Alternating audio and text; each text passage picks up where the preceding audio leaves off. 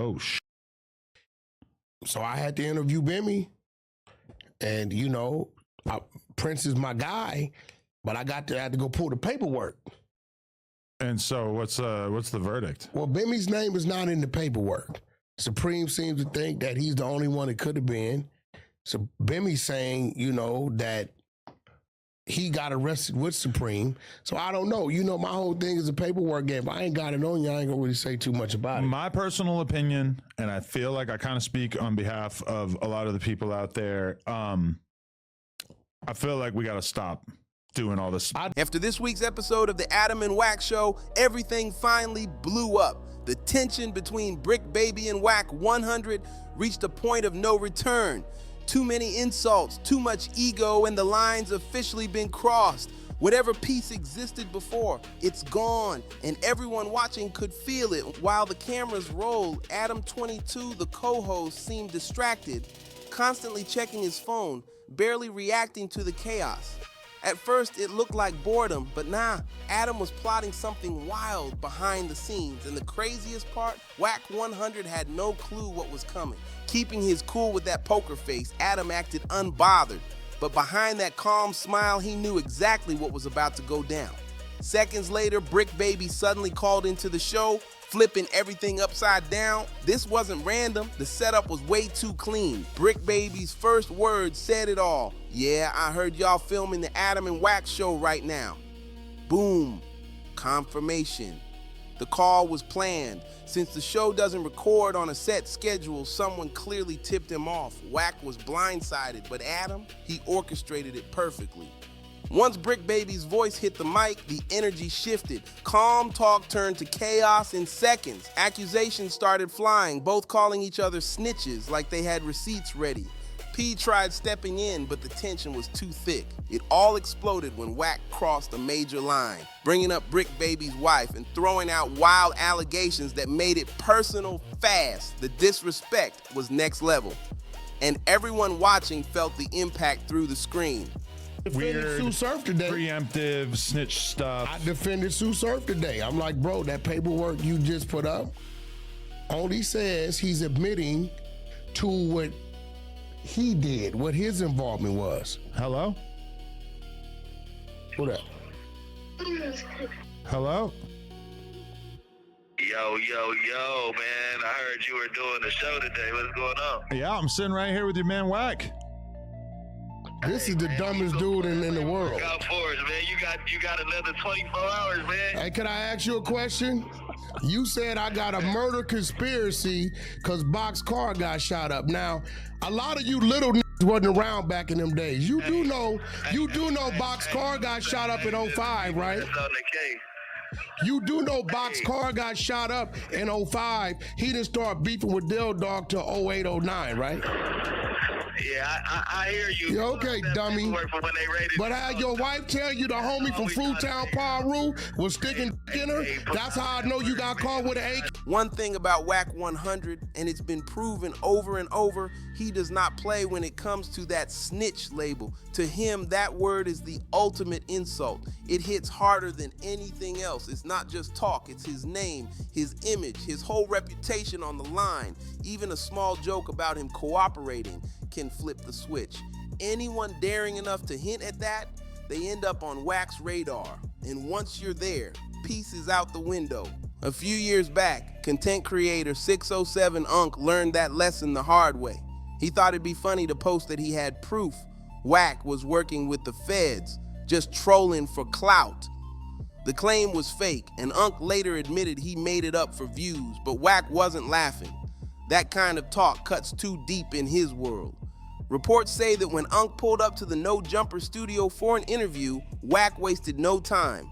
The moment he heard Unc was there, he allegedly jumped in his car and sped straight over, ready for a face-to-face, but Unc slipped out just in time, dodging what could have turned into a wild confrontation. That whole Unc situation showed everyone how far Wack will go to protect his name. For him, reputation isn't just pride, it's power. In his world, your image is your currency.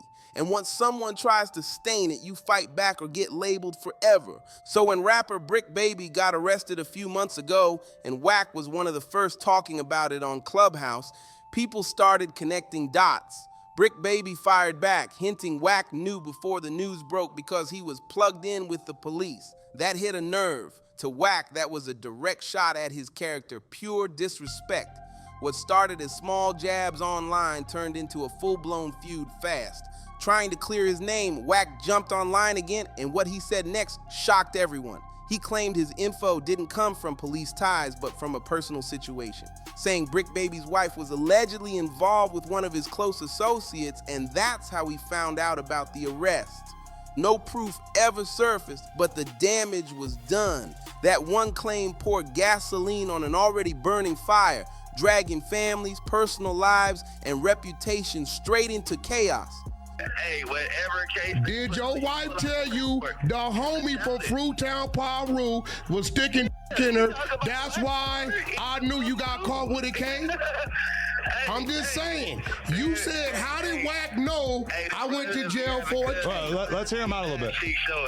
That's what he said, right? Wait, what you say, Bricc? Hey, I for sure know about it.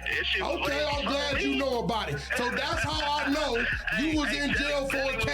Because soon as before you got to the substation, the homie was dicking your bitch down. I'm glad you admit it. Let's listen. We don't deal with busters now, so we don't care about that. We don't, Mark, that live off their daddy rep, we don't even. You think? Hey, the homie ain't no Mark. If he was a Mark, he couldn't have your bro. The homie got way more money than you. He way more gangster than you, and he was beating your bro up. I'm glad you're now your content. Yeah. Like you talking too much. Now let me ask you a question. What happened to the shooting in 2022? What happened to the shooting in 2022?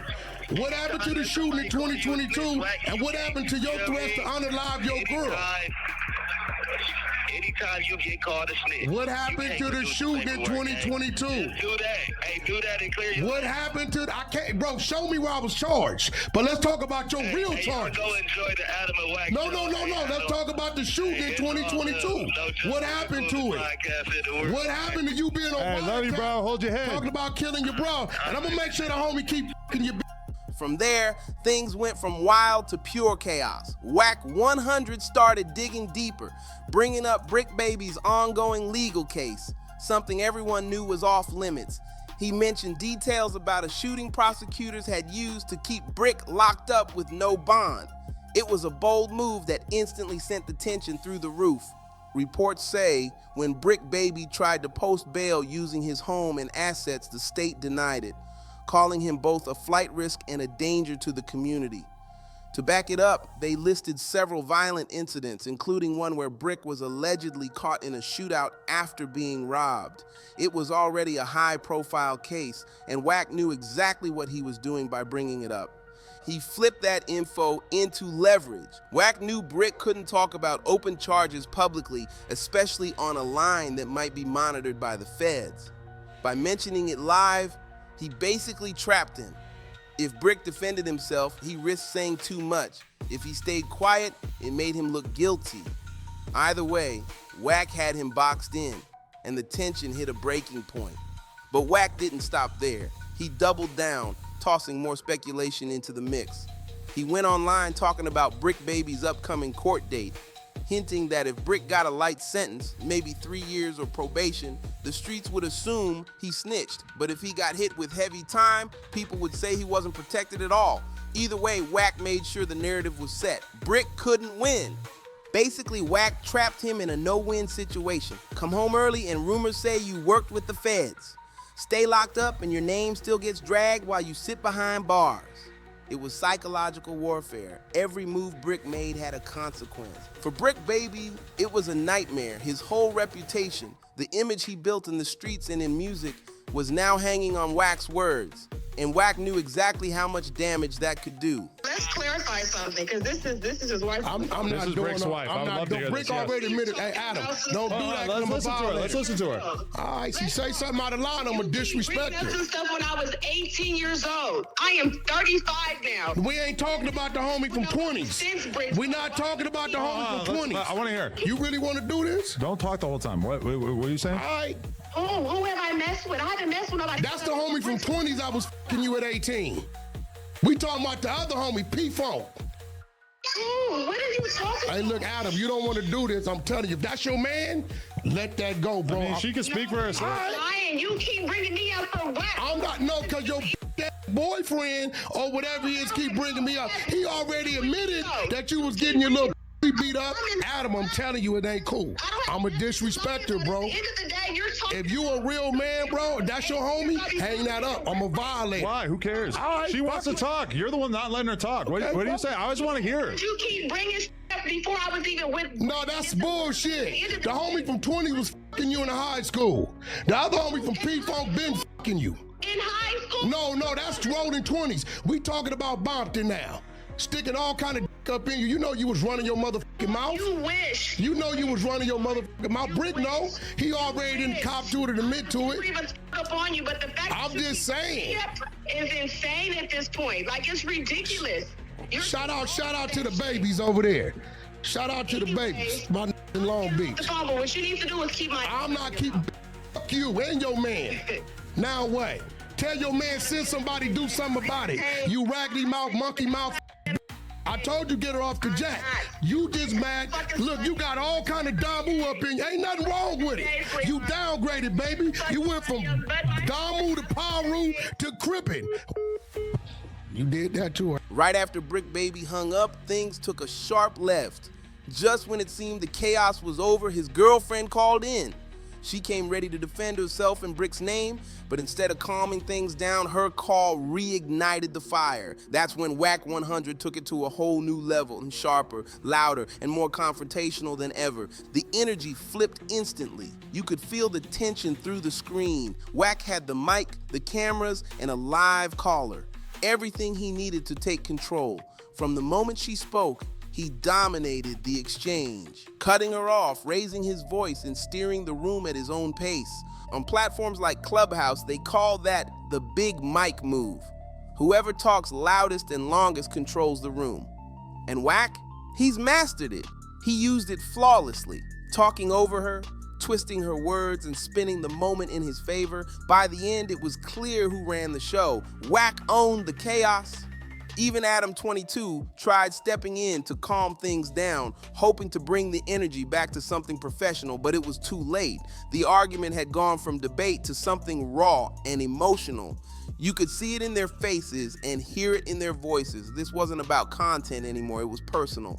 What started as a heated back and forth between two industry heavyweights turned into a full-on war of words, personal shots, private details, and even veiled threats flying across the mic, all live in front of thousands. The chat went wild. The audience couldn't believe it, and Adam was stuck in the middle of the storm. By the end, there was no coming back. Any chance of Wack 100 and Bricc Baby patching things up was gone. Both men, and now their partners, had said things that couldn't be taken back. What started as content had turned into a personal feud that went way beyond entertainment. So what do you think? Was it all strategy or just raw emotion taking over? Drop your thoughts in the comments, hit that like, subscribe, and we'll catch you on the next one.